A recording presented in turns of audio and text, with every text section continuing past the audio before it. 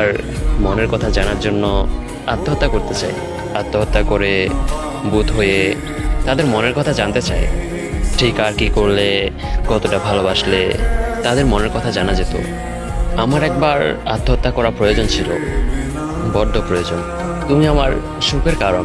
তোমার সাথে কথা বললে আমার শান্তি লাগে, তোমার ছবি দেখলে আমার মুখে হাসি ফোটে, তোমার মুখে ভালোবাসি কথাটা শুনলে আমার তখন পৃথিবীর সবচেয়ে বেশি সুখী মানুষ মনে হয়। হ্যাঁ, তুমি আমার সেই প্রিয় মানুষ যার জন্য আমি হাসতে হাসতে মরতে পারি। তুমি কি জানো, তুমি আমার খুব শখের একটা মানুষ যার জন্য আমি নিজের আমিটাকেও ত্যাগ করতে পারি।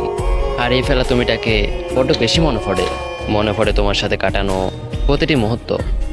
জানো, তোমায় মনে পড়লে আমি কেমন অসহায় হয়ে যাই, হাজারো মানুষের মধ্যেও কেমন একলা হয়ে যাই। তুমি নেই, সেটা আমি আজও মেনে নিতে পারিনি। প্রতিটি মুহূর্ত তোমার রেখে যাওয়া স্মৃতিগুলো আমাকে জানিয়ে দেয় তুমি না থেকেও কোথায় যেন আছো। আচ্ছা, তোমার কি আমাকে একটুও মনে পড়ে না? মনে পড়ে না আমার সাথে কাটানো মুহূর্তগুলো? আমি বুঝতে পারি তোমার সব মনে পড়ে। মনে পড়াটা যে অনেক বেশি স্বাভাবিক। তোমার যখন ওইসব মনে পড়ে নিজেকে কি করে সামলাও একটু বলবো আমারে? মাঝে মাঝে নিজেকে বড্ড একা একা লাগে, মনে হয় এত মানুষের ভিড়ে দম বন্ধ হয়ে আসছে, কিছুই ভালো লাগে না।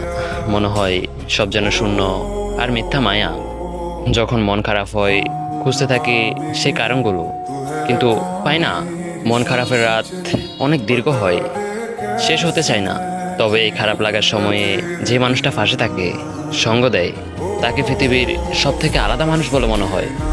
জীবন চলার পথে অনেক মানুষের সাথে পরিচয় হয়েছে, কিন্তু এমন কাউকে পাইনি যে আমার খারাপ লাগার সময়ে পাশে থাকবে, সঙ্গ দেবে। আসলে দিন শেষে সবাই একা, কেউ কারণ কিছুটা মায়া আর বাকিটা অভিনয়। মানুষ যখন একবার কাউকে মন থেকে ভালোবেসে ফেলে, তখন তার পক্ষে তাকে পুরোপুরি বলে যাওয়া কখনোই সম্ভব হয় না। হয়তো কয়েক মাস বা কয়েক বছর, নয়তো কয়েক যুগ, তারপর হট করে তাকে আবারও মনে পড়বে। হয়তো তখন সে আবার অপেক্ষা নিয়ে বলবে, আমি এখনো একটা মানুষকে অসম্ভব ভালোবাসি।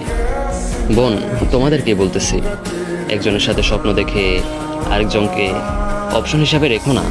যার সাথে স্বপ্ন দেখতেছ তার কেরিয়ারের জন্য সাপোর্ট করো।